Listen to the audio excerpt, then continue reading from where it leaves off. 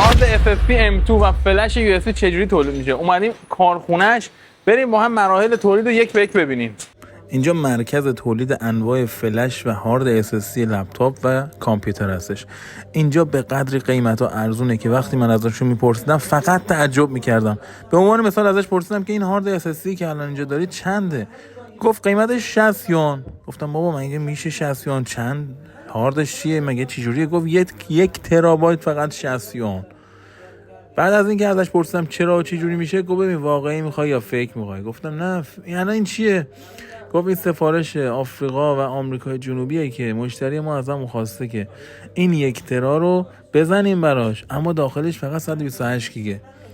حواستون باشه که وقتی از این کارخونه ها خرید میکنید به جای 1 ترا 128 بهتون ندن، چون هیچ وقت هیچ مشتری نمیاد 1 ترابایت رو تست بکنه. در حد 2-3 گیگ حافظه رو میریزه و تست میکنه، میگه خب اوکیه دیگه.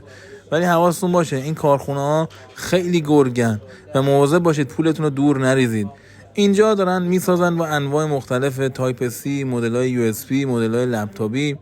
خیلی حواستون باشه. حتما اینجور نیست که بگی قیمت خوب دارن میخرن و تو پاچم نمیره. نه، اتفاقا هر جایی که قیمت پایین بهت دادن بیشتر باید حواست جمع کنی. اگر از چین میخوای خرید بکنی و سود بسیار خوبی بکنی و سرت کلا نره، حتما به یک شخصی نیاز داری که زبان اونها رو بلد باشه و بتونه باهاشون درست معامله بکنه. من میتونم به صورت 100% تضمینی کمکت کنم. خیلی خوشحال میشم که از من حمایت کنی و پیجمو فالو بکنی و اگر اطلاعات بیشتری میخوای عدد 52 رو برام بفرست.